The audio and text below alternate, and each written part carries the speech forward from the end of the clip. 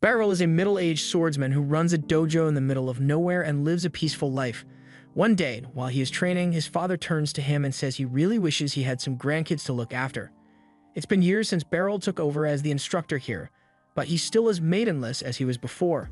Beryl says he's been too busy with the family dojo to think about having kids, but his dad still wants him to at least try. He even suggests that Beryl should try raising up one of his female students so he can get married, but for ethical reasons he refuses. This dojo has been in Beryl's family for generations, and he has been diligently working as the instructor here ever since he took over from his father. Once he dreamed of achieving great things like becoming a famous sword master, but while he is definitely a better swordsman than the average person, he doesn't think his skills are worthy of the sword master title. With that said, he thinks of himself as a good teacher since many of his students have gone on to become successful swordsmen after graduating. Once practice is over for the day, Beryl goes home to have dinner with his parents, but his dad is still insisting that he get married already. Beryl's dad tries to get his friend to pressure Beryl into finding a wife, but she says these things take time, so there's no need to rush him. However, she is still expecting Beryl to give her a grandbaby. Beryl chokes on his food a little because that's a lot easier said than done, especially since he doesn't even have a girlfriend yet. And it's not like a pretty girl is just going to show up at his door. A few seconds later, there's a knock at the door, and Beryl opens it to find a pretty girl standing there. She greets him as her master, and after taking a closer look at her, Beryl realizes that she's one of his former students, Alicia Citrus. Beryl invites her inside and offers her a cup of tea so they can catch up. Beryl remembers Alicia being a gifted student back when he trained her, but he never could have expected that she would become the commander of the Royal Knight Order. Anyway, Beryl asks her why she came to visit, so Alicia explains that part of her duty as Knight Commander is to train new recruits, so she took it upon herself to recommend Beryl as a special sword instructor. She even got approved as an Imperial Order, so she came to inform Beryl of the good news. Beryl never asked to become an Imperial instructor, so he considers declining the offer, but his dad tells him that people can get executed for disobeying an Imperial order, so he can't just ignore it. Alicia assures Beryl that he won't be killed if he refuses the offer, but he would probably face severe consequences for it, so he had better just go along with it. She already has a carriage waiting to take them to the capital, so they can leave now, and tomorrow, she'll give him the details of his new job. Beryl can't believe Alicia expects him to leave right now, but his dad is already on board with the idea, so he wishes Beryl good luck and tells him to find a wife for himself while he's in the capital. In fact, he says Alicia would make a great wife for Beryl, but Beryl tells him to stop saying stuff like that because it's making Alicia uncomfortable. There's way too much of an age gap for him and Alicia to become a couple, but Alicia mumbles under her breath that she wouldn't mind. Anyway, Beryl doesn't want to find out what the severe consequences are, so he agrees to the offer and accompanies Alicia to the capital. While the two of them are sitting in the carriage, Beryl notices that Alicia is still using the sword he gifted to her. This is a sword Beryl gives to all the students that graduate from his dojo, and Alicia has taken special care of hers ever since she got it. Beryl is glad to see that she values his gift so much, but he doesn't think that sword is good enough for a knight commander like herself to use. He says she could find something better at any other blacksmith, but Alicia says this sword is the perfect one for her. Beryl assumes she must be so attached to that sword because as her former master, she still believes that anything she gets from Beryl is superior, but he is just an ordinary swordsman, so he'd never be able to cut it as a special instructor. Just then, Alicia speaks up and says she is so excited that the hillbilly sword master is finally coming to the capital. Beryl has no idea who she's talking about because he's not a hillbilly, and he's definitely not a sword master, but she tells him that he is well known in the world of swordsmanship. He has trained dozens of students who went on to become legendary swordsmen and adventurers, so he is a bit of a living legend, although Alicia isn't happy with the nickname he got. Beryl finds the story interesting, but he's convinced that Alicia is the only one who thinks of him as a sword master. Soon, they arrive at the royal capital, so Alicia drops Beryl off at an inn so he can rest, and she says she'll come pick him up tomorrow morning. The next day, Alicia takes Beryl to the castle and introduces him to the Knight's Order. She informs all of the recruits that Beryl is so strong that even she would be no match for him, so they should feel honored to have such a skilled man as their teacher. However, a couple of the knights don't think Beryl deserves to be in such a high position, and one of them is particularly unhappy about this. A little while later, Beryl is talking with Alicia in the halls, and she is congratulating him for officially becoming a special instructor. She tells him he only needs to come in to train the recruits 3 or 4 times a month, so it shouldn't interfere too much with his usual lessons at the dojo. Just then, a girl comes running up to Beryl, and she's so excited to see her master again that she can hardly contain herself. Her name is Kiruni, and she was a student at Beryl's dojo 2 years ago. He recalls that her dream was to join the Knight's Order, so he is glad to see that she actually made it happen. Although Kuruni is still only a trainee, so she's still got a lot of work to do before she can become a proper knight. With that said, she is happy that she'll get to train under Beryl again, and the same goes for Alucia. Later that day, Beryl returns to his home, but as he opens the door, he finds that yet another one of his students has come to pay him a visit. His name is Randrid, and he came to introduce Beryl to his wife and newborn child. Beryl is happy to see that Randrid is doing well, but his father cuts him off and says Beryl shouldn't bother coming home until he has a wife and kid like Randrid over here. Speaking of Randrid, after graduating from Beryl's dojo, he went on to become a platinum rank adventurer, but now that he has a child, he wants to retire and move back into the village.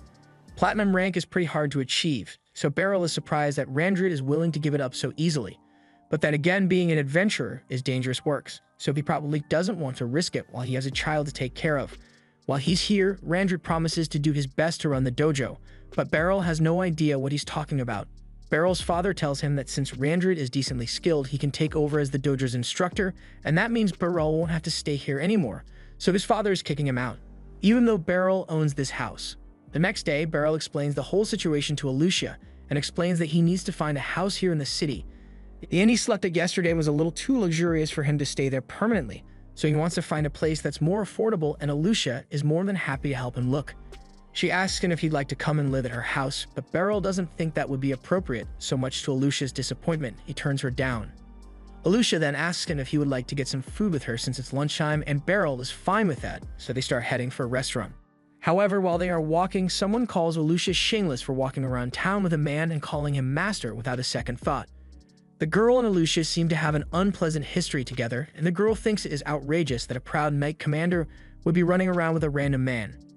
Beryl has been trying to hide his face so he can avoid conflict, but the girl wants to see his face, so she pulls the map down, and as soon as she recognizes Beryl, she calls him master too. Beryl is confused by this because he has no idea who she is, so she reminds him that her name is Serena, and he once saved her and taught her how to use a sword. It takes a while for Beryl to remember, but he eventually recalls finding an injured girl 20 years ago. He took her in, nursed her back to health, and eventually taught her how to fight, but he hadn't seen her in over a decade, so he's pleasantly surprised to see that she's a black rank adventurer. Serena apologizes for not visiting Beryl all these years, but she's also curious as to why he is suddenly in the royal capital. Alucia explains that Beryl has been appointed as a special instructor for the Knight's Order, so he is moving to the capital, and she is here to help him find a suitable inn. However, Serena says she'd be much better at finding accommodations because, as an adventurer, she was used to staying in inns. Serena and Alucia start arguing over who gets to go house hunting with Beryl, and Beryl has no idea why the two hate each other so much, but with their help, he eventually manages to find an inn that suits him. He thanks both of them for their help, but he asks them to please stop arguing with each other for his sake, because he can't listen to any more yelling. Out of respect for Beryl, the two of them stop arguing with one another and quietly walk home. Beryl watches them from a window, and while he can't say he will enjoy all the excitement of city life, he thinks it's nice that he will have so many of his students around to take care of him. The next day, the Knight's Order is training as usual, and the Vice Commander, Hemblitz, is absolutely dominating all the others with his skill. After defeating his sparring partner, Alucia suddenly makes an announcement and informs everyone that there has been a change to the schedule. Instead of once a week, Beryl will be instructing them starting today, so she expects them to work harder than ever before. Beryl tells them all that he's happy to be here, but before he can begin his first lesson, Hemblitz approaches and says he has something to say. To be a special instructor for the Knight's Order, Beryl would need to possess a certain level of strength, so he is challenging him to a duel. Hemblitz isn't trying to be disrespectful, he simply wants to make sure that Beryl is good enough for the position, and as the Vice Commander, he is within his rights to ask for a duel, so Alucia sanctions it. Beryl really wishes she would stop agreeing to things on his behalf, but since Hemblitz challenged him, he has no choice but to get ready for the duel. Hemblitz is sure that Alucia only thinks highly of Beryl because he was her instructor when she was a kid, but that doesn't mean Beryl is cut out to be a special instructor for the Knight Order, so Hemblitz is going to prove that by defeating Beryl right now. Beryl agrees with Hemblitz because he doesn't think he's good enough for this job, but it would look bad for Alucia if the man she recommended lost easily, so he decides to do his best against Hemblitz. The duel commences, and Hemblitz charges in to attack Beryl. Beryl begins parrying the attacks, and he is amazed by the sheer power and speed that Hemblitz possesses, but he knows that if he can deflect one of the strikes just right, then it will leave Hemblitz wide open and he can close in for a strike.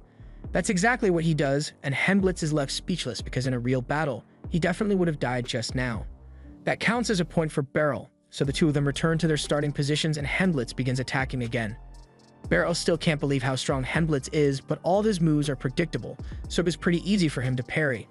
Hemblitz realizes he won't hit Beryl if he doesn't go all out, so he uses his signature move to attack. The Roaring Blade technique has so much power behind it that it can't be blocked or parried, so there should be no way for Beryl to win here. However, after Hemblitz swings his sword, Beryl disappears and reappears behind him with his sword next to Hemblitz's neck. With this, Beryl has officially won the duel, and Hemblitz isn't even mad about it. He is just amazed by the skill Beryl just displayed, and he apologizes for being so rude earlier. Later on, Hemblitz holds a party to welcome Beryl as the new instructor, but he still really wants to know how Beryl managed to counter his signature spin move. Beryl explains that all he did was move along with Hemblitz's rotation, which is how he ended up behind him, but doing it is a lot harder than Beryl makes it sound. In any case, Hemblitz is looking forward to training under Beryl, and so are the others. A week has passed since Beryl became an instructor here, and while two of the knights are practicing together, he comes over to give them some advice. He has been watching how they fight and their swordplay is decent, but he thinks they need to work on their distance. He demonstrates that if you focus too much on watching your opponent's sword, then your opponent can get closer without you noticing. It may not seem like much, but in a real sword fight, half a step of distance can be the difference between winning and losing. Beryl thought he was just giving basic advice to his students, but with how everyone is looking at him, you would think he just spit the greatest bars of all time. Ever since Beryl's duel with Hemblitz, the knights have treated every word Beryl says as gospel, and he has to admit that it has made his job a lot easier. Once practice is over for the day, Beryl sits down to relax and Hemblitz hands him a towel to wipe his sweat with. A few minutes later, Kiruni approaches Beryl and asks him if he has any plans after this. Beryl wasn't really planning to do anything, so Kiruni asks him if he would like her to show him around town. Now that Beryl thinks about it, he hasn't had a chance to see much of Baltrain yet, so he takes Kiruni up on the offer, and she excitedly runs off to go change her clothes. Meanwhile, Alucia is busy meeting with the royal officials to give them a report on the state of the Knight's Order, especially with the new special instructor who was hired recently. Alucia assures them that Beryl has exceeded all expectations, and since there is nothing more to discuss, the meeting comes to a close. People had warned her that if she wanted to continue developing her swordsmanship, she should avoid becoming Knight Captain because of all the bureaucracy. The only reason she took this job was because she needed a position of power to bring Beryl to the capital. Back when Alucia was still a kid, her parents brought her to Beryl's dojo so she could learn how to defend herself. And from the moment she met Beryl, she knew he was a kind person.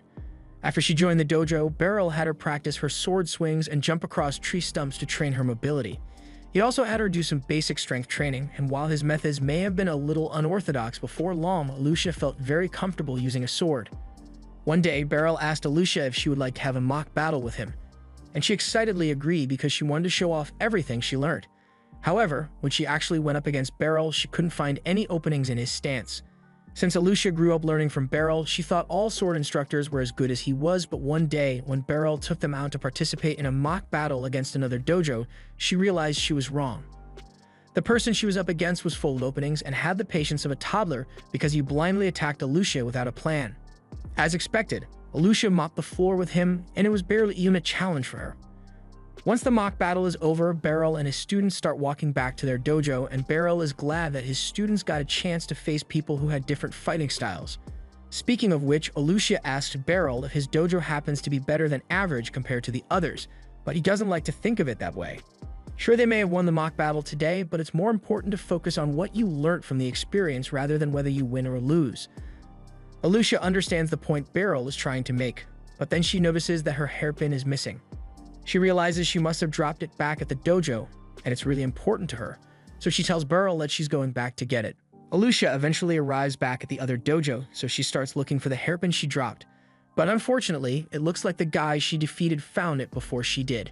For a second, it looked like he was going to be nice and hand it over without causing trouble, but that would make too much sense. Instead, he throws the hairpin into the dojo and says Alucia is going to have to take all of them at once if she wants to get her pin back. She may have beaten him in the mock battle, but there's no way he can lose when he has all his friends backing him up. Considering how trash their sword skills were earlier, Alucia might have a good chance at beating them all on her own. But she knows Beryl wouldn't want her to use her skills to beat other people up, so she just stood and was totally ready to get clobbered. However, before the jerk could smack her face, Beryl steps in front of Alucia and takes the hit instead. The strike did no damage to him, but it still hurt a little, so he asks the boys if this is really how they want to use their swordsmanship. The jerk still doesn't understand that what he is doing is messed up, so he tries to strike Beryl on the head this time. However, Beryl easily ducks down and disarms the jerk in one swift motion. He then goes on to parry a bunch of the jerk's friends, but before things get any worse, the master of his dojo shows up. He heard a commotion and ran over as soon as he could, but he is very disappointed to see his students behaving in such an uncivilized manner. He kneels down to sincerely apologize to Beryl and promises to make sure this never happens again. Beryl and Alucia begin walking home together, and Beryl explains that he got a bad feeling when Alucia went to get her hairpin, so he followed her to make sure she was alright.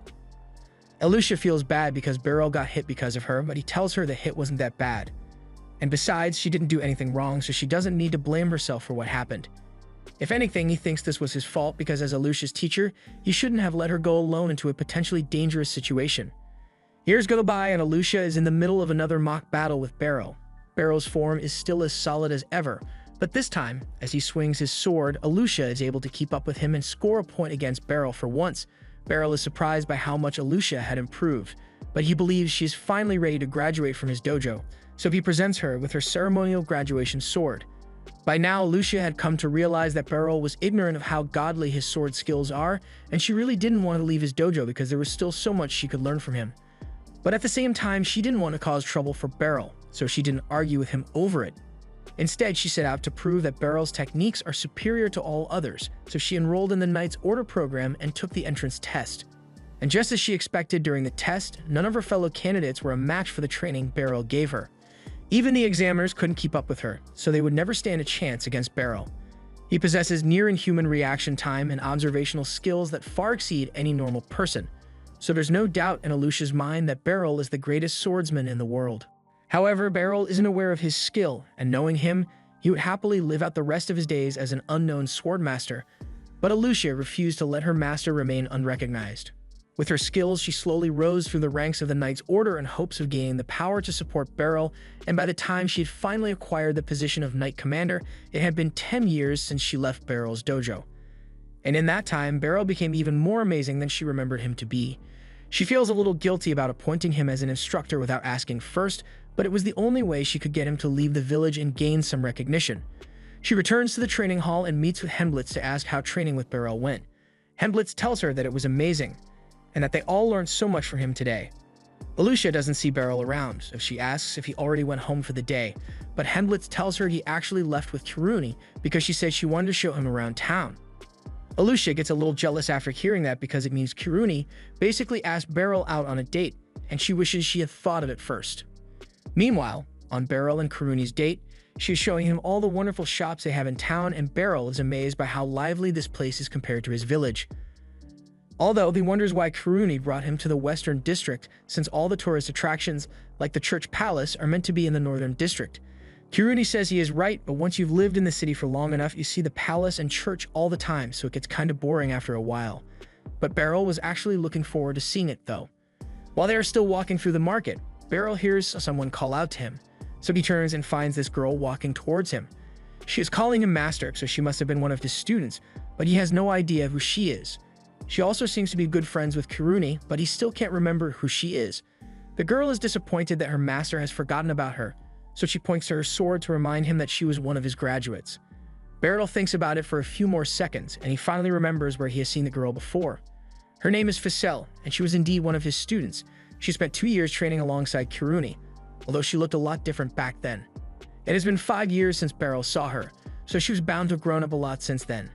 And she's been doing pretty well for herself in the capital, because she is now the ace of the Magic Corps. Beryl is happy to hear that she is doing well, but he's a bit surprised that she joined the Magic Corps because he doesn't remember teaching her anything about magic. Kiruni asks Feist if she's here to do some shopping, so she explains that she came to buy some magic accessories. Beryl has never heard of magic accessories before, so Feist picks one up and explains that it allows anyone to use magic. Although she is capable of using magic without any accessories, Beryl is surprised that Feist can really use magic on her own, but then again, she did say she is part of the Magic Corps, so it makes sense. Just then, Beryl hears a woman scream because her purse just got snatched. As soon as he sees this, Beryl gets ready to chase the guy down, but before he does anything, Feist tells him he can let her handle this. She then draws her sword and covers it in magic before slashing the direction of the thief. Her slash releases a burst of magic energy which ties the thief's legs up, and once he hits the ground, Kurumi apprehends him. Beryl is impressed by how well the two of them handled the situation, especially Ficel's magic, because he has never seen anything like it before. Ficel explains that she basically covers the sword in magic whenever she fights, and Beryl's training is really useful when it comes to adapting the magic for combat, so she is thankful. And Beryl is equally thankful that Ficel is still using all the techniques he taught her. The next morning, Beryl wakes up early to go for a stroll through the city, but while he is walking, he hears someone calling his name. He turns around and finds a little girl standing there, so he asks her if she's lost. The girl yells at him for treating her like a child because she is the head of the Magic Corps, but Beryl thinks the girl is just playing a game, so he doesn't believe her. The girl is starting to get frustrated by the fact that Beryl doesn't believe her, so she demonstrates her power by spawning a huge fireball from her finger. Beryl finally believes that she is part of the Magic Corps, but he is surprised that such a little girl could use magic like that. She tells him to stop calling her a little girl. Her name is Lucy, and she's a full-grown adult. Okay, maybe grown is a bit of a stretch, but she's a lot older than Beryl is, so she will not stand for him treating her as a child. Feist told her all about Beryl and how amazing he is, so she wanted to meet him in person. She is sure that Beryl must be an excellent teacher because Ficel's skill with the sword is exceptional. But Beryl says Ficel's success is due to her own hard work. All he did was teach her the basics. Beryl has been walking with Lucy to be polite, but she eventually leads him into a wide-open area, and any gamer can tell where this is going. Lucy is very fond of her magic, so she trains every day to improve as much as possible. However, she doesn't have anyone worthy to practice with, but since Beryl is a legendary sword master, she thinks he will be a good challenge for her. Before Beryl can even respond, she tries to hit him with a blast of fire, but he jumps back to dodge it in time. Beryl would have preferred to avoid fighting altogether, but with the way Lucy is staring at him, it doesn't look like she will let him go until he gives her a proper fight, so he draws his sword and gets ready to face her. Lucy launches a massive fireball at Beryl, so he jumps out of the way and starts darting around to evade her attack. Lucy continues throwing fireballs at him, but Beryl is able to dodge and parry everything she shoots at him, so she decides to switch things up and uses ice magic to create 3 ice balls. She throws the ice balls at Beryl, and despite their size, he is easily able to cut the ice in half with one swing of his sword.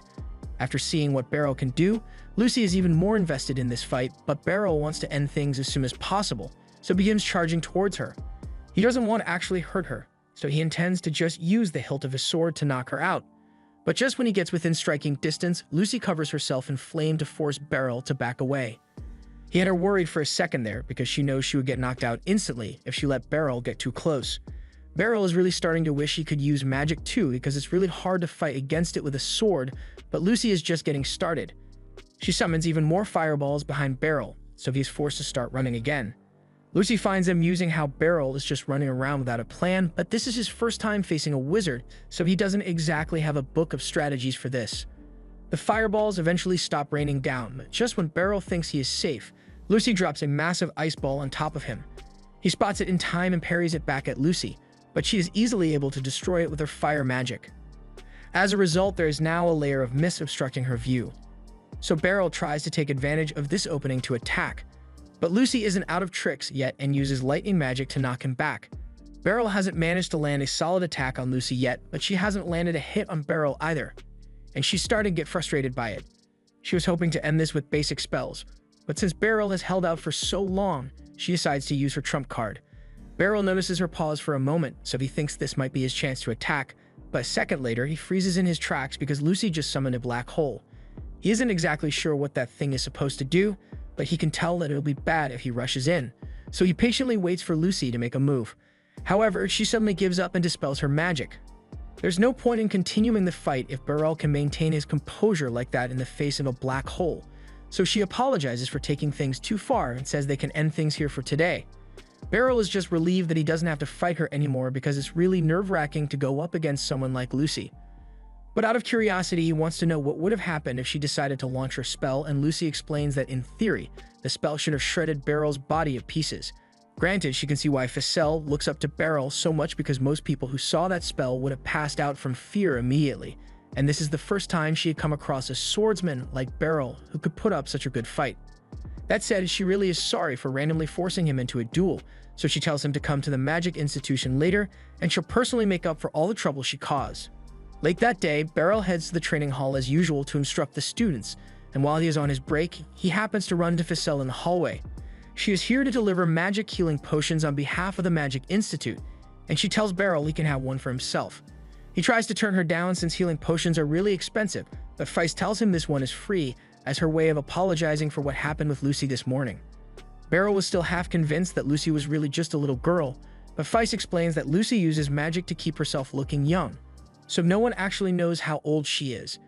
Even so, Beryl is surprised that Lucy could fit so much power into such a tiny body because he was really worried that he might die when she was attacking him. He never wants to fight another wizard again after what happened, but Feist tells him that Lucy is a special case. Normal wizards can't cast magic continuously like she can, so he would probably be able to beat most wizards in a fight. Just then, Lucia shows up and she tells Beryl that he has just received a special request. He is curious about it, so Lucia leads him to a room where they both meet with Serena. She tells them that the Adventurers Guild would like to hire Beryl to organize some special training for the new adventurers in preparation for their first descent into a dungeon. Hearing about the new adventurers makes Beryl think back to his younger days when he wanted to be an adventurer. Items found in a dungeon can be pretty valuable, so Beryl was eager to conquer one, but then he got beaten up by monsters on his first day, so he ran home and never attempted adventuring again. He tells the two that he thinks adventuring is a dangerous business. That's exactly why they want him to train the new adventurers. They've already made all the necessary preparations, and it won't interfere with his job as a special instructor here, so there's nothing stopping him. But at the end of the day, Beryl still needs to agree to do the job, so Serena invites him to come to the Adventurers Guild and meet with the guild master to talk about the job. The Adventurers Guild is nearby, so Serena takes Beryl there immediately, and once they arrive, they enter the guild master's office. However, to Beryl's surprise, he finds Lucy sitting on the couch waiting for him. She heard about the job the Adventurers Guild offered him, and since she is good friends with the guild master, she rushed over so she could meet Beryl again. The guild master, Nidus, then introduces himself, and with everything he has heard about Beryl from both Serena and Lucy, he has no doubt that picking him was the right decision. Beryl tries to remind Nidus that he hasn't accepted the job yet, but his words are completely ignored. Nidus points to his assistant Megan and tells Beryl that he can discuss the details of the job with him, but before any of that, Megan wants to clarify something. He asks Beryl if he has any prior experience as an adventurer, and Beryl answers no, so Megan begins to question whether Beryl is really suitable to train new adventurers. Beryl is really happy that Megan said that because now he might not have to accept the job anymore, but Megan's comment pissed off Serena and Lucy since they both already vouched for Beryl, yet Megan is still doubting him. With all due respect, Megan is just looking out for the safety of the adventurers because there have been reports of strange monster behavior recently. Nidus understands the point that Megan is trying to make, so he asks what Beryl would need to do to earn his approval. Megan says that if Beryl can win a duel against the black-rank Serena, then he will prove himself to be a qualified teacher. That seems simple enough, and since Serena is on board with the idea, much to Beryl's dismay, Nidus says he will organize the duel right away. Before long, Beryl and Serena are both on the training grounds and a huge crowd has already gathered around them. They are all eager to see who the legendary Serena is going to be fighting, and Serena is equally excited to get to fight her master again. Back when Serena was a little girl, she and her parents were on a trading caravan, but midway through the journey, they were attacked by a beast that tore the carriage to shreds. In a desperate effort to save their daughter, Serena's parents threw her off the nearby cliff, so she was the only one to survive the incident that day. And when she finally woke up, she found Beryl standing over her. He took her back to his house to treat her wounds, and once she was feeling a little better, he started asking her a few questions. He got her to tell him that her name was Serena, but when he asked about her parents, she started having a panic attack, so Beryl told her to just rest up some more until she felt better. Since Serena has nowhere else to go, Beryl asks his parents if they would be willing to let her live here, at least until they can find a new home for her, and his parents agreed, so from that day on, Serena was practically part of the family. At first, she was hesitant to open up to them, but then one morning, she happened to see Beryl training with his sword. Beryl could tell that she was intrigued, so he asked her if she wanted to join him. Serena then began training with Beryl every chance she could get, and as he taught her the basics of swordsmanship, the two of them bonded a lot. As a result, Serena became more outgoing, and one morning, as Beryl was getting ready to begin classes at his dojo, he saw Serena waiting outside with her sword in hand, so he invited her to join in. Serena took her sword training very seriously, and she would have loved to stay with Beryl's family forever. But eventually, a family came along who were willing to adopt her, so Beryl and his parents encouraged her to go with them because that's what they thought was best for her. Sharena really didn't want to leave, but at the same time, she didn't want to cause trouble for Beryl. So she thanked him for everything he had done for her, and they went their separate ways. A few years after that, Sharena had already become a gold rank adventurer, and she was out on an escort mission when the caravan was suddenly attacked by a group of bandits.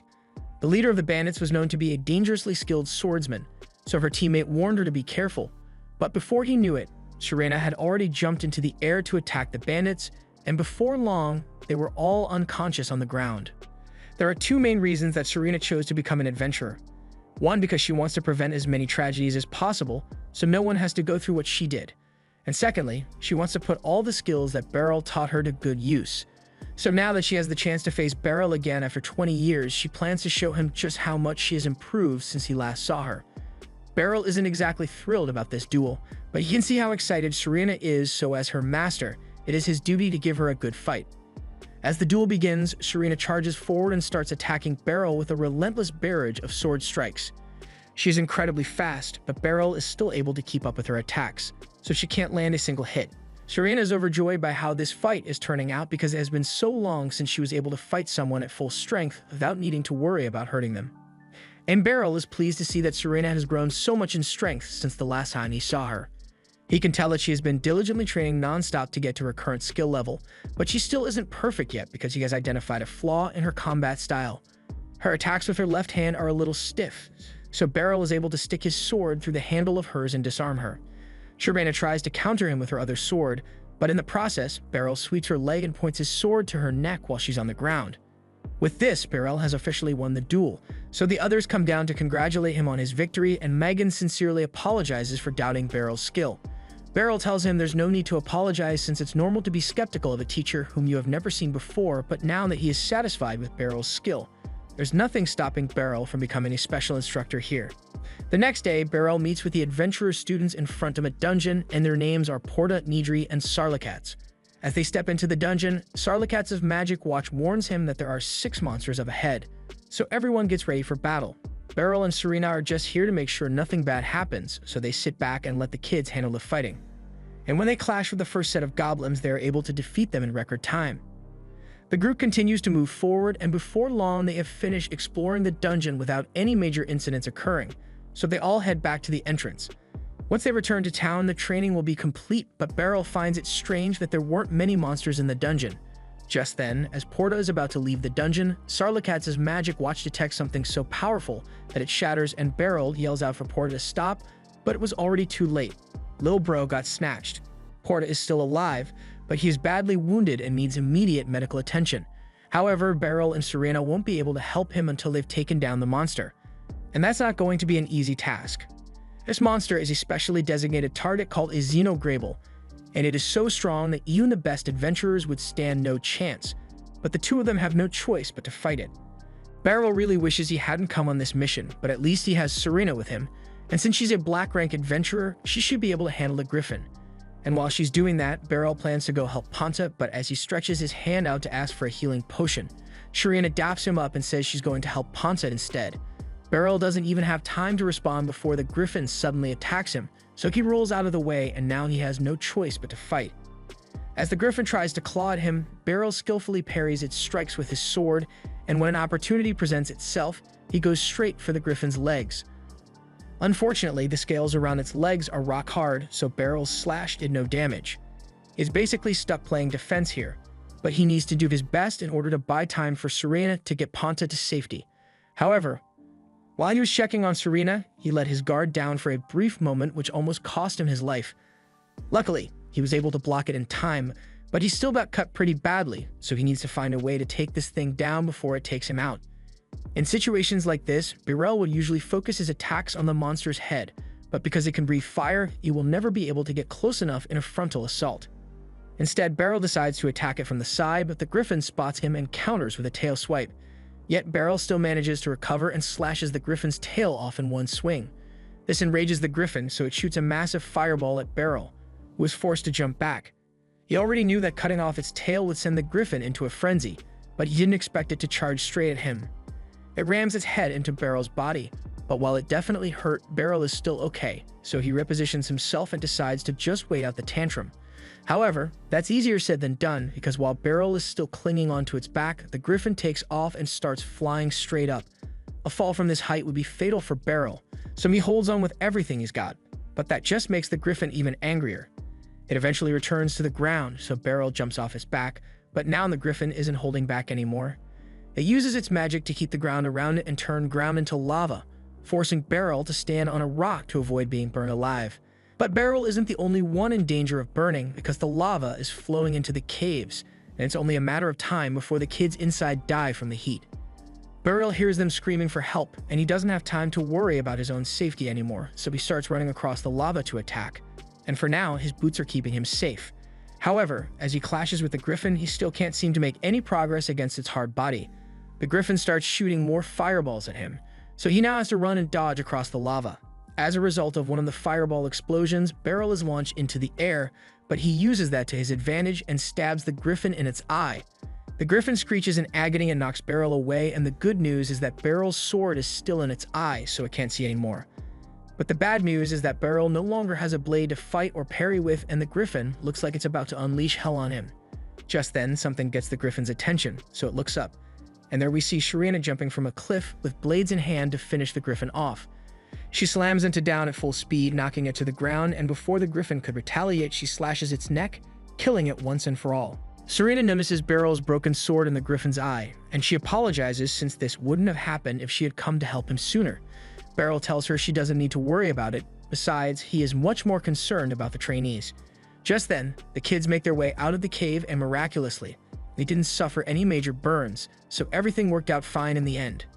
The group heads back to the Adventurers Guild to report what happened to the guild master, and he is shocked to hear that Beryl and Sharina managed to defeat a named monster. Sharina tells him that if Beryl hadn't graciously agreed to accompany them on the mission, she would have most certainly died against the griffin. Beryl tries to mention that Sharina was the one who dealt the final blow, but she isn't interested in taking any credit for this. The guildmaster praises Beryl for doing such a good job and promises to repay him for this someday, but in the meantime, he asked Beryl if he would be interested in becoming an adventurer, but Beryl immediately shuts that idea down. After that, he and Sharina head outside, and Sharina apologizes once more because the only reason Beryl got roped into all this was because she was bragging about his strength to everyone. Beryl tells her he doesn't mind, although he still doesn't think he is worthy of all the praise he has been getting. Even so, Sharina tells him he was really strong, and she is glad that she got a chance to fight alongside him in a life-or-death battle. Beryl thanks her as well because all the decisions Sharina made were spot on, which is why they were all able to make it back alive. Sharina is happy to hear Beryl praising her, but she doesn't think she deserves it. However, Beryl tells her she has earned every bit of his praise because she grew up to be an amazing adventurer. The next day, Beryl gets up early because he needs to do something about his broken sword, but he still doesn't know much about the capital, so he asks Kirumi to guide him to a blacksmith shop. He thanks her for agreeing to his request on such short notice, but she was planning to go to a blacksmith anyway, so this is no trouble at all. Alucia also decided to tag along, but definitely not because she's jealous. She says she's here because choosing a sword is an important decision, and she wants to help Beryl make the best choice possible. But the truth is she already missed all of her chances to go on a date with Beryl, so she can't let this opportunity slip through her fingers as well. They eventually arrive at the blacksmith, and the owner comes out to greet Kirumi. Just then, he notices Beryl, and he is shocked to see his master here of all places. Balder used to be one of Beryl's students years ago, and in case you're wondering, yes, he is older than Beryl. In fact, he was the oldest student Beryl ever trained at the time, and the whole reason he trained at Beryl's dojo was because he thought it would be important to know how to use a sword if he wanted to become a good blacksmith. Even so, he always took Beryl's lessons seriously, and by the looks of it, he was able to achieve his dream of becoming a blacksmith. Since everyone is here, Balder asks what he can do for them, so Kirumi goes first and says she needs to have her short sword sharpened. Balder says he'd be happy to help, so he asks her to show it to him. Kirumi hands over her sword, and Balder takes a long, hard look at it, but after a few moments he drops it and tells her there's nothing he can do here because she has ruined the sword. Alucia thinks it's weird that Kirumi ruined her sword since she is usually very precise when practicing, but if that's the case, then there's only one explanation for the state of the sword. Beryl turns to Kirumi and asks her how it feels when she holds the short sword. She thinks about it and tells him the sword feels light, but as soon as Beryl and Balder hear that, they know exactly what's wrong. They tell her that she isn't suited to use a short sword because if you can't feel the weight of your weapon, then you won't be able to wield it properly. With that said, they'll need to find a new sword for her, and Beryl thinks a two-handed great sword might be a good fit. Kiruni is small, but she's also very strong, so she shouldn't have much trouble handling the weight. He asks Kiruni to try holding it, and it's a lot heavier than what she's used to, but it's not too heavy, so she should be able to swing it easily in combat. She decides to buy it since Beryl is the one who recommended it to her, and she likes how cool it looks when she carries it on her back. Now that Kiruni is done with her shopping, Beryl decides to start looking for a new sword for himself from Baldur's collection, but Alucia insists that a swordsman of his caliber should have a sword custom-made. Beryl doesn't think it's necessary to go that far since the swords here should be more than good enough. But while he's still looking, Serena walks in with a huge sack. As soon as Alucia and Serena spot lock eyes, they start arguing because they can't stand each other, but Beryl changes the topic and asks Serena what she's doing here. Serena explains that she came because she has a special job she needs Baldur to do. She drops her sack on the front desk and reveals that it's the leg of the griffin she and Beryl killed. She tells Baldur that she wants him to make a long sword out of this thing. Baldur is amazed because this is the first time he has ever been asked to make a long sword from a named monster corpse. But he wonders why Serena would even want a long sword when she's known for using twin blades. She explains that she actually wants to give the sword to Beryl, but Beryl doesn't think he deserves such a fancy sword. He reminds Serena she was the one who dealt the killing blow, so she deserves to keep the monster leg for herself, but she insists on gifting him a sword since it's the only way she can make up for the sword Beryl lost. Baldur suddenly chimes in and tells Beryl to just accept the gift already, but not because he's on Serena's side, it's because he really wants to try making an awesome sword out of maimed monster parts. Beryl eventually agrees to have a sword made from the monster's leg, but he can already tell by the look on Baldur's face that he's going to try something crazy. He reminds Baldur that he just wants a regular sword, and Baldur promises not to make anything weird, but for some reason, Beryl doesn't trust him. In any case, Baldur says it will take a while for him to complete his masterpiece, so he asks for a week, and Beryl has no problem with that time frame. So since all their business here is done, says it's time for them to leave. And as soon as he says this, Kiruni comes up to Beryl and asks for a small favor. Since she just bought a new sword, she's going to need to learn how to use it properly, so she asked Beryl to give her some private lessons. Beryl informs her that a great sword has two main functionalities. First, you can put a lot of force behind your swings, and it's best to swing laterally to make good use of your momentum. Secondly, you can hold the sword by the ricasso to make it easier to maneuver. Kiruni tries it out, and it brings back memories because back when she was part of Beryl's dojo, she spent ages learning how to swing her sword properly. Later that night, Beryl is walking home alone, and along the way, he notices a child coming his way. Normally, he'd think nothing of it, but as they pass each other, she tries reaching into Beryl's jacket to steal his money. Beryl catches her in the act and grabs her arm so she can't get away, but all of a sudden, she blasts Beryl with fire magic to distract him. Her plan works because Beryl was forced to let go of her to protect himself. She then runs off into the night and eventually enters a rundown building with a bunch of men gambling inside. As she walks past them, she hands over all the money she successfully stole that night, but the men aren't satisfied with the amount, so they accuse her of slacking off. However, their boss speaks up and tells them to be quiet because Mui would never intentionally do that. After all, she knows there will be consequences if she ever goes against him. Mui's face remains expressionless, but she knows how cruel the boss can be, so she can afford to keep making mistakes. However, she suddenly realizes she made a massive mistake because in her hurry to run away from Beryl, she accidentally dropped her ring on the ground and Beryl just found it. The next day at the training hall, Kiruni is still practicing with her new great sword, and Hemblitz is sparring with Beryl on the other side of the hall. So far, he hasn't managed to land a single hit on Beryl yet, so as he charges in for one final strike, he feeds an overhead slash and targets Beryl's abdomen instead. Beryl is impressed by the technique, but he is still able to counter it, so Hemblitz loses. Hemblitz thanks Beryl for the lesson, and Beryl praises him for improving so much in a short time. That feat was almost perfectly executed, but it still wasn't enough to overcome Beryl's reflexes. Just then, Hemblitz looks over to Kiruni, and he mentions how it takes a lot of guts to suddenly switch weapons like she did, but she shows a lot of promise. And it's really important that the Knight's Order improves his fighting power so they can go against the group of thieves known as the Dark Hand of Twilight. The Twilight Thieves have recently begun operations in the capital, and they are causing a lot of trouble, so the Royal Guard and Knight's Order are investigating. And as soon as they locate the Twilight hideout, they plan to raid the place and apprehend all the thieves. But to be safe, they'll need all the force they can get. And Kiruni is a bit of a powerhouse. Of course, Hemblitz is sure Beryl would be able to single-handedly take down the Twilight Thieves, But he doesn't want to bother him with boring work like this, so he tells him he can leave all the fighting to the Knights of the Knight's Order. But it's not like Beryl wanted to fight anyway. He has never fought against criminals before, and he doesn't plan on starting anytime soon, but he remembers the ring he got off that pickpocket yesterday, and he wonders if it might help with the investigation. However, as soon as Kiruni spots the ring in his hand, she thinks Beryl is planning to give it to someone as a gift, and Hemlitz agrees with her. Beryl tries to explain that the ring isn't a gift, but before he could say anything, Kiruni tells him he might need to get a bigger ring if he wants to propose to Alucia, because this one looks like it only fit a child. Beryl has no idea where she got the idea that he's going to propose to anyone, but he finally gets a chance to speak and explain that he was targeted by a pickpocket yesterday. He managed to grab her hand before she could steal anything, but she managed to escape because Beryl got startled when she used fire magic on him. Kiruni thinks this whole thing sounds strange because if the girl can use magic, then she wouldn't need to be a pickpocket. Magic is a rare talent, so anyone with magic can join the Magic Institute for free and have all living expenses paid for. Hemlitz suggests that the girl might have been using a magical accessory to cast the fire, but in any case, he asks Beryl what he plans to do with the ring. Beryl says he doesn't plan on keeping it, and since the ring is most likely stolen, he wants to return it to its rightful owner. If that is the case, then Hemlitz tells him he can leave the ring at the front desk of the Knight's Order, and that's exactly what Beryl does. Now that he has taken care of the ring, Beryl doesn't plan to get involved in this any further.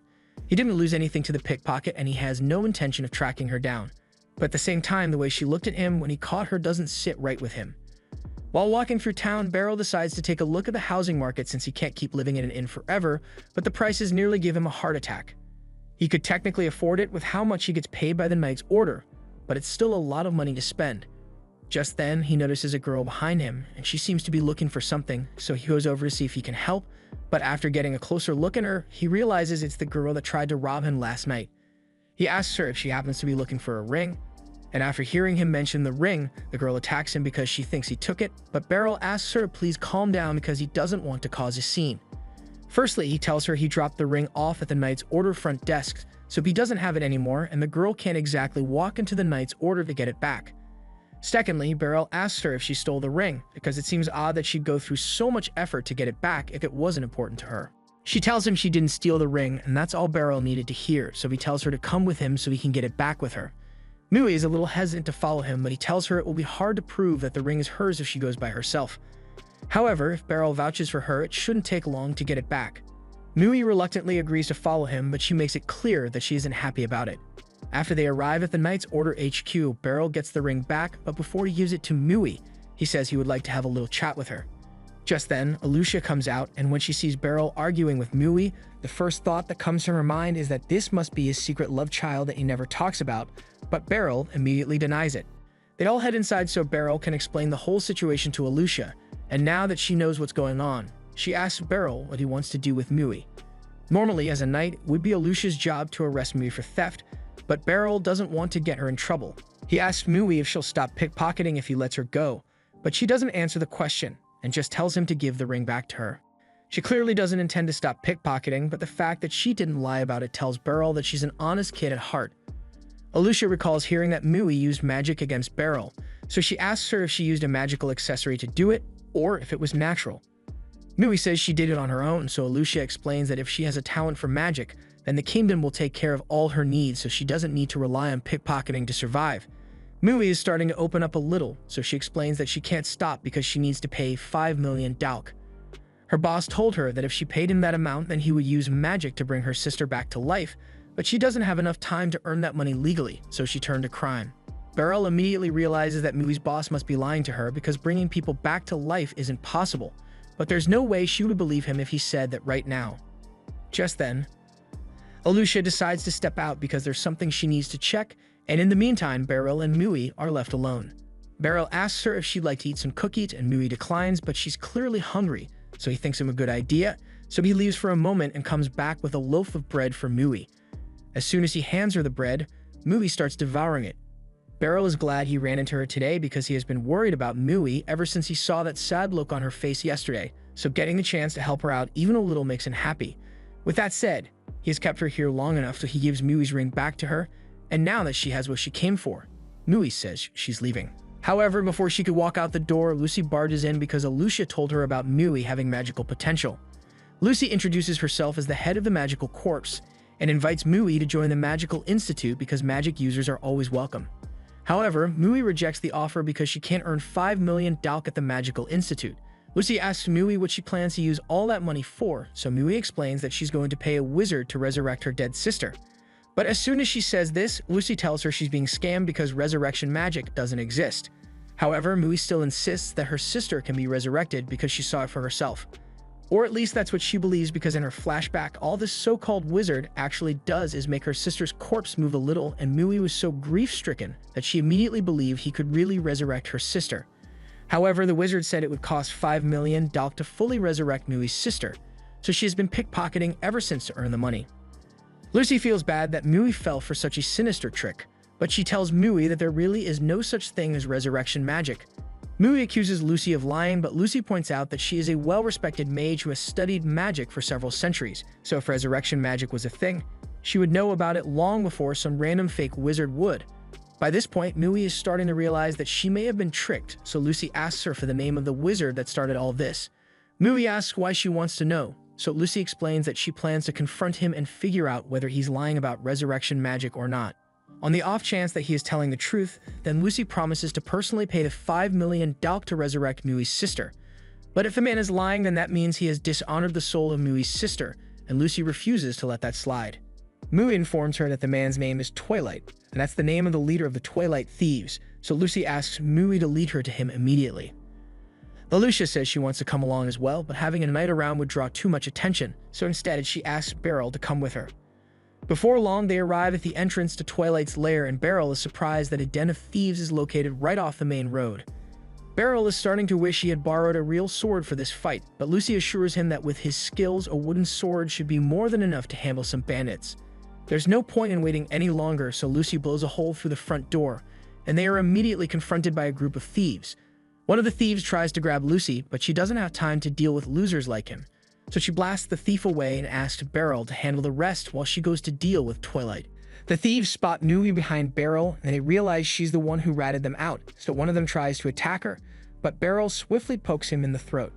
He's only got a wooden sword, so the bandits will most likely survive, but getting hit in the throat with a wooden sword still hurts like hell, so they're starting to hesitate. While Beryl is dealing with everyone upstairs, Lucy heads into the basement to confront Twilight, and as soon as he sees her, he uses a magic accessory to drop ice balls on Lucy. However, Lucy is a master mage, so something like this could never stop her. She melts her way out of the ice, but Twilight has more magic accessories up his sleeve, so he uses some telekinesis magic to pick Lucy up, and Lucy realizes that this is what he must have used to trick Mui. Twilight admits that he used telekinesis to move her sister's corpse and pretended it was necromancy, and he still finds it funny how gullible Mui was to believe he could really resurrect people. He then prepares a fireball in an attempt to finish Lucy off, but Lucy's patience has run out, so she casts a wind spell in front of Twilight and knocks him out with a pressure. Meanwhile, upstairs, Beryl has just finished beating up most of the bandits, but one of them gets back up and starts accusing Mui of being an ungrateful brat after everything Twilight has done for her. But that makes Beryl mad, so he pokes him in the throat again and knocks the dude out. Eventually, Lucy comes out of the basement with Twilight's body, and she orders him to tell Mui the truth unless he wants to get hit with another wind blast. Twilight admits to Mui that he was lying about resurrection magic, and Mui is devastated to hear this because it means her sister is really gone forever. Now that they've taken all the bandits out, Lucy says she's going to go call the Knight's Order so they can arrest Twilight and his crew. Later on, all the bandits have been loaded onto a cart and are going to be hauled off to prison. Alicia thanks Beryl and Lucy for their help, but there's still a lot of investigating to do since those magic accessories that Twilight was using were way too powerful for someone like him to acquire on his own. That means there must be someone pulling his strings, and they need to find out who that person is. As Twilight and the other bandits are being hauled off, a man watches from the shadows. The cloaked man then points his hand at the cart, and suddenly Twilight's body begins to glow from the inside just before he dies a painful death. The cloaked man later goes to report to his boss that Twilight has been successfully silenced thanks to the magic device they implanted in him, so there's no risk of their plans getting leaked. The Pope is glad to hear this because he intends to use these corpses that Twilight gathered for him to recreate a miracle with his own hands, and he won't let anything stop him. The next day after Beryl is done training the knights, Alicia approaches him because she has something she needs to say. She tells Beryl that while Twilight was being transported yesterday, he suddenly exploded out of nowhere, leaving nothing but a magic device behind. The Magic Corps is currently investigating the origins of the magic device, but they haven't found anything yet. Beryl asks about the corpses that went missing under Twilight's care, and Lucia already tried questioning some of Twilight's underlings, but none of them seem to know anything about what he did with the bodies. All this points to the fact that Twilight was taking orders from someone else, and they need to figure out who it is as soon as possible. Later that day, Beryl heads back to the blacksmith shop to pick up his new sword, and he is really impressed with how it turned out. He can't wait to try it out once he and Karuni get back to the training hall. But as he is approaching, he sees Lucy waiting for him outside, and from the looks of it, she's here for something important. She tells him she has something urgent to talk about, so she invites him to her house for a meeting. A few minutes later, they arrive at Lucy's home, and Beryl is surprised because he had no idea that she lived in such an impressive mansion. While he's here, he asks how Mui is doing, and Lucy tells him that she's still trying to convince her to study magic. They both head inside, and after getting herself a cup of tea, Lucy decides to introduce Beryl to the man sitting across from him. His name is Abroi Howman, and he is a priest from the Church of Sphene. Beryl is happy to meet him, but he has no idea why someone from the church is here. Lucy explains that the magical devices that Twilight had were all created by the nation of Sphene, but they were funneled into the hands of a criminal like Twilight by a bishop named Revios Sarlin. And in return for the magic devices, Bishop Revios asked Twilight to collect dead bodies for him. That explains why Twilight ended up being silenced by a magic device, but Beryl still doesn't understand why Revios would want dead bodies in the first place. Abroi tells him that in the Church of Sphene, magic is thought of as a miracle, and of all the miracles that can be performed, there is one that is said to be most difficult: resurrecting the dead.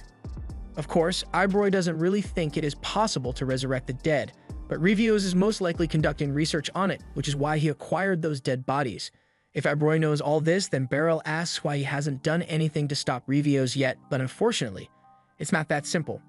Revios is currently at the Sphene Church in the northern district of this town, and the Knights Order plans to call him in tomorrow to question him.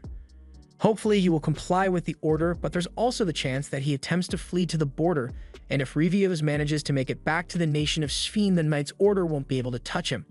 Which is why they were hoping Beryl would help them out, because they need someone to capture Revios if he tries to escape. Normally, the Knights Order or Magic Corps could easily apprehend him, but taking such aggressive actions against a Bishop of Sphene could cause an international incident. And Abroi can't do it either, since he doesn't have the power to stand up to a bishop. Beryl, on the other hand, is both strong enough to subdue Revios and has no official affiliation with the Kingdom of Liberus, so it's politically acceptable for him to carry out the arrest. Lucy has already informed Lucia of the situation, so Beryl has complete permission to do whatever it takes to stop Revios. But that's only if he flees. If the crimes he is accused of are true, then Lucy wants to make sure that Revios is punished for what he is trying to do. Beryl, on the other hand, doesn't really care if a bishop is trying to raise the dead, but there's a chance that he might be able to recover the body of Mui's sister for her. Mui's sister isn't going to come back, but if Mui were given the chance to properly mourn her sister, then maybe she could move on, so Beryl eventually decides to agree to Lucy's request. Lucy is grateful, and she promises that she will pay Beryl a fair amount as a reward, but as Beryl opens the front door to leave, he runs into Mui, who just got back from a shopping trip. Mui wasn't expecting to see Beryl today, so she asks him what he is doing here, and Beryl tells her he just came to have a quick chat with Lucy. But with that said, he is also happy he got the chance to see Mui again, and even happier to see that she is doing well. Mui is still having a hard time understanding why Beryl and Lucy went so far to help her. She was a thief who tried to steal from Beryl, yet they saved her from Twilight, and now they are giving her a place to live and taking care of her. She doesn't understand why they care about her so much, and Beryl knows she must be confused by how much her life has changed overnight, but he tells her she doesn't need to overthink it. None of the adults here will ever deceive or take advantage of her like Twilight did, so she can just relax and enjoy her youth from now on. Mui asks if it's really okay for her to live a good life, and Beryl assures her that she has a bright and promising future ahead of her. He tries to pat her head, but Mui smacks his hand away because she doesn't like being treated like a child. Beryl decides to leave her be for now because she'll eventually warm up to everyone around her, and a few moments later he leaves Lucy's house. Later that night, Beryl is sneaking around the Northern District Church to see if Revios is up to something, and sure enough, he finds out that Revios and his men are loading up their stuff so they can flee the country. He tries sneaking around the back so he can stop Revios, but he is stopped by a man in a cloak. The man recognizes Beryl as the one who took down all of Twilight's minions, and he already anticipated that Beryl would be sent to stop them. Beryl knows this isn't going to work, but he still has to inform them that Revios is going to be called in for questioning tomorrow, so he isn't allowed to leave the country. But as expected, the Spur doesn't care about the order at all and calls 3 swordsmen to take care of Beryl. He even gives them permission to use magic against him, so the 3 swordsmen touch blade tips and chant a spell to boost their strength and speed. They are now much faster than they were before, so Beryl is going to have a hard time keeping up now. While those 3 are keeping Beryl occupied, Revios and Spur head back into the church to finish packing up their stuff so they can escape. It has been a while since Beryl has had a fight with killing intent, but if he holds back against these guys, he won't make it out of here alive. So as the first one charges at him, Beryl swiftly dodges and slashes him across the chest. The other 2 now realize how dangerous Beryl is, so they attack him together to stall while reinforcements close in. Now Beryl is surrounded by 5 boosted attackers, and even for him, this is a bit too much to handle alone. Luckily, he isn't alone. And just as one of the swordsmen is about to slash Beryl, a wind spell knocks his blade out of his hand. Fixel then runs up and tells Beryl she is here to help him, and Karuni is here too. But Beryl has no idea why they are here, since the whole point of this was for the Knight's Order and Magic Corps to avoid getting directly involved. The 2 explain that they aren't here on official orders, they just happened to be passing by and decided to help Beryl, that's all. Beryl isn't sure if that's how this works, but he is glad to have the help, so together, the 3 of them begin cutting their attackers down. At one point, Beryl clashes with one of the swordsmen, and a few moments later, the blue glow on his body fades. The swordsman freezes up and falls over when this happens, so Beryl takes the opportunity to knock him out even though he doesn't understand what just happened. Fixel explains that their buff spells must be wearing off, so they are suffering the backlash now, and that should make them easy to defeat. But there are still more reinforcements heading this way, so Fixel and Karuni tell Beryl that they can handle things here, so he should go after Revios. Beryl thanks them for the help and runs into the church to chase after Revios, but before he could get to him, Spur steps forward while Revios begins casting a spell. He tells Beryl that he is going to be the first to witness the miracle of life that Revios dedicated his life to studying, and once his spell is complete, the coffins nearby begin to shake. A few moments later, the corpses inside begin to move, and it seems like Revios was successful in his research into resurrection magic. Or at least half successful, because these people are pretty much just zombies. Among the zombies, Beryl spots Mui's sister, and he remembers how badly Mui wanted her sister to be revived, but he also knows that Mui wouldn't want to see her sister in this state, so he has a tough choice to make. He is going to have to destroy the corpses, so as one of the zombies grabs his leg, Beryl chops its head off. The zombie then bursts into blue flames, so Beryl does the same thing to the rest of them until the only one left is Mui's sister. He wanted to give Mui a chance to mourn by returning her sister's corpse to her, but it doesn't look like that's possible anymore, so he apologizes before striking her neck. Mui's sister then disintegrates in blue flames, leaving nothing but a ring behind, but Beryl's troubles aren't over yet because Spur comes back to finish him off and charges at Beryl with full force. Beryl parries his initial attack, but Spur is a lot more skilled than Beryl thought he would be, so he manages to catch Beryl off guard and stab him in the shoulder. But that doesn't mean Beryl is going to let himself lose. He recomposes himself and runs straight at Spur with determination. And as Spur tries to slash him, Beryl moves out of the way before slashing Spur across the shoulder. Spur never could have imagined that an old man like Beryl would be able to keep up with him after using his magic boost, but he still has one more trick up his sleeve, so he takes out a dagger and stabs himself in the side to give himself an extra boost in power. He then charges at Beryl once more, and this time Beryl is having a hard time keeping up with all Spur's slashes, so he is getting small cuts all over his body. It is clear that Spur is one of the toughest opponents Beryl has ever had to face, but that doesn't mean Beryl is going to give up. If he can't match Spur's speed, then he's just going to have to outmaneuver him, so as Spur thrusts his sword at Beryl again, Beryl leans into the strike to parry it with his shoulder. Sure, Beryl suffers a serious wound to his shoulder, but it gives him the opening he needs to get past Spur's guard and slash him across the chest. That should have been enough to put him down, but somehow Spur is still standing. Even after the backlash from his buffs hits him, he still keeps walking towards Beryl despite the fact that he is bleeding from every part of his body. Beryl tells him to stop because he has already lost this battle, but as long as Spur breathes, he's never going to stop fighting. Beryl is amazed and horrified by Spur's resilience, but it doesn't take long before his injuries finally catch up to him and finally falls to the ground dead. Now that everything is over, Beryl heads outside and finds that Karuni and Fixel were able to capture Revios, so he thanks them for a job well done. He then turns to Revios, but there isn't an ounce of remorse on his face whatsoever. Even when he is told that Spur was defeated, he simply says Spur must have gladly sacrificed himself for their cause. And even if they were able to catch him, it won't change anything because unless a miracle by blood is created, the world is doomed. Beryl has no idea what Revios is talking about, but he assumes it's just crazy talk, so the next morning he meets with Lucy to tell her everything that happened. But he is still really bummed out because he couldn't get Mui's sister's body back here in one piece. Lucy can see that he is upset, so to cheer him up, she tells him to follow her so she can give him that reward she promised. She leads him to a house in the middle of town and tells him this is his reward. Beryl is a bit shocked, like he has been looking for a house recently, so this works out perfectly for him. Lucy urges him to go take a look inside, and to Beryl's surprise, he finds Mui sweeping the hallway. He asks her what she's doing, so Lucy explains that last night she and Mui had a talk and Mui decided that she is going to enroll in the Magic Academy. But to do that, she's going to need a legal guardian, so starting today, she will be living with Beryl as her father figure. It has been 5 days since Beryl moved into his new house, and while he's thrilled about owning a home with a garden and indoor plumbing, he still hasn't gotten used to it yet. That and the fact that he now has to take care of a teenager on his own.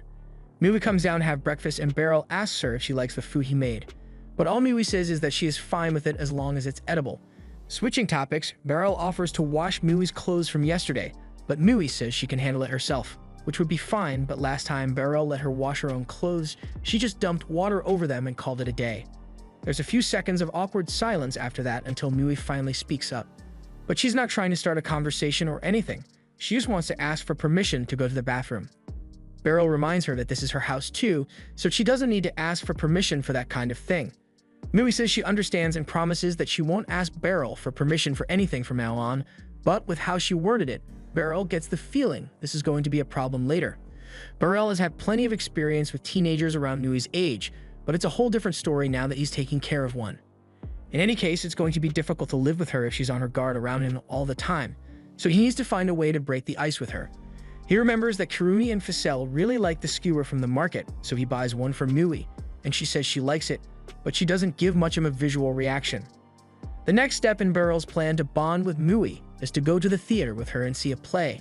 He asks Mui if she would like to go in with him, and she agrees, so the two enjoy the play, and after it's done, they have an actual conversation about it, which is a great start to bonding.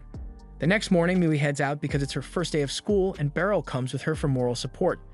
She tells him he doesn't need to do this, but Beryl insists because as her guardian, he needs to come to the school at least once. Although it's not like Beryl has any personal interest in the Magic Institute. They soon arrive at the Institute's gates, and the place is a lot bigger than Beryl expected, so it may take them a while to find their way around. Just then, a woman calls out to them and asks if the two of them are the new transfer student and her parent. Beryl confirms it, so the woman introduces herself as Kinera, and tells them that she is a teacher here at the Magic Institute. She offers to show them where to go, and Beryl thanks her for the help because he had no idea how to navigate this place. While walking through the halls, Kinera asks Beryl who introduced him and Mui to the Magic Institute, so Beryl tells her it was Lucy. Kinera is surprised to hear that the principal of the Magic Institute personally invited them here, but a letter of recommendation like that will allow Mui to skip the aptitude test, so they can enroll her immediately. Kinera asks Mui if she has decided on a magic major yet, but neither Mui nor Beryl has heard of that before. Kinera explains that there are several systems of magic and most wizards have their strengths and weaknesses, so Mui will need to choose one to focus on. Mui tells her that the only thing she can do is produce flames, so Kinera thinks offensive magic would be the best fit for Mui, but Beryl is still a little confused. Kinera goes on to explain that there are 5 categories of magic: offensive, defensive, healing, enhancing, and lifestyle.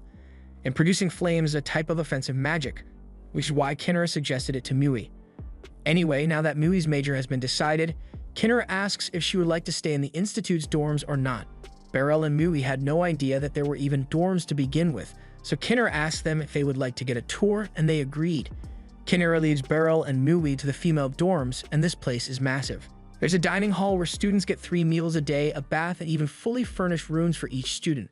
Mui seemed like she really liked the dorms, and Beryl thinks it looked pretty nice too, but he is worried that Mui might not fit in well with the other kids there.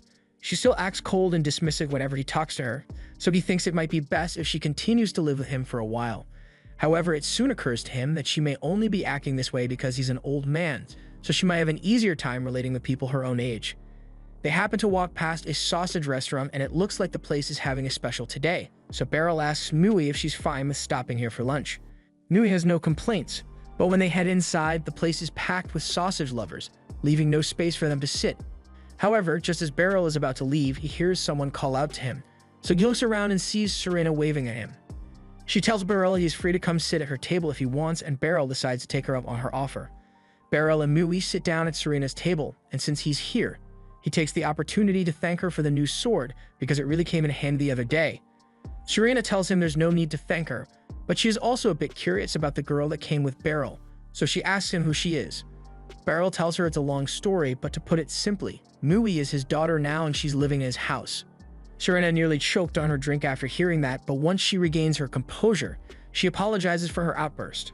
Just then, their food arrives, and while they eat, Beryl asks Serena what she's been up to lately. She tells him that there have been a lot of monster hunts near the capital recently, mostly because a delegation from the nation of Sphene will be visiting soon.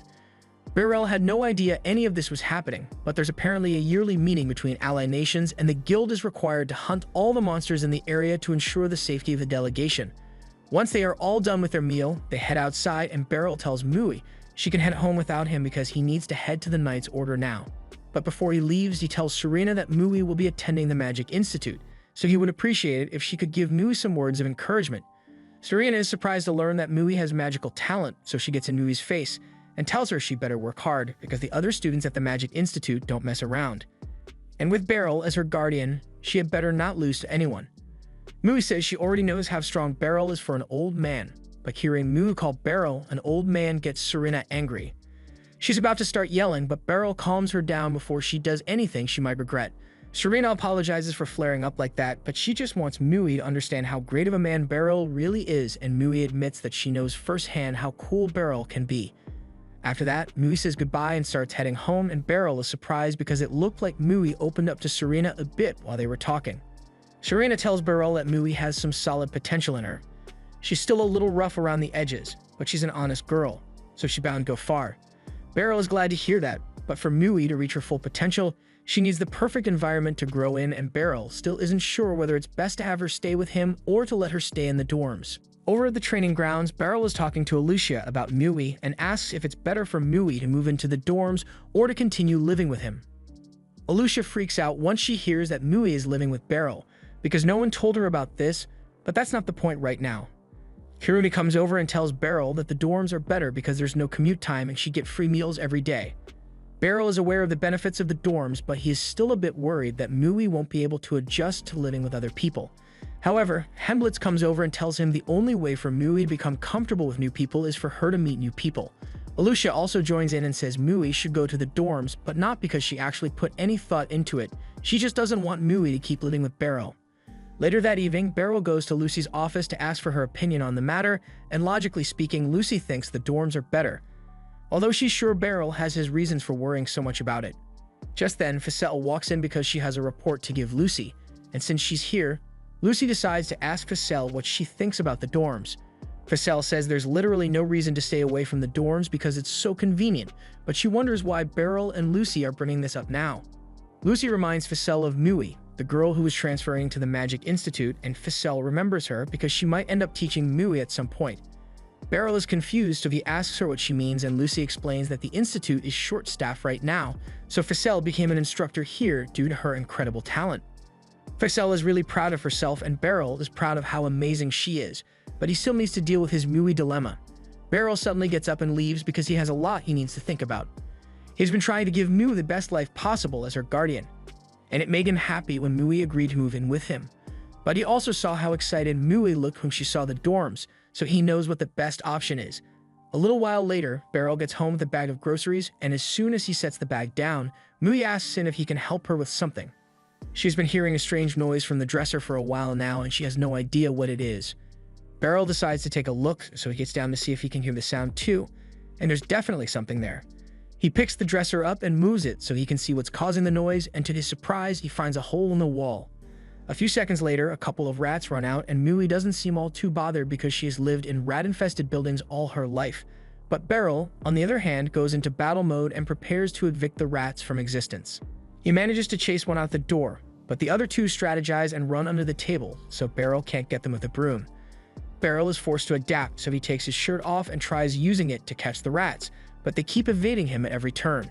Eventually, Beryl gets fed up and just flips the table altogether, and he manages to squish one rat underneath, but there's one more left to deal with.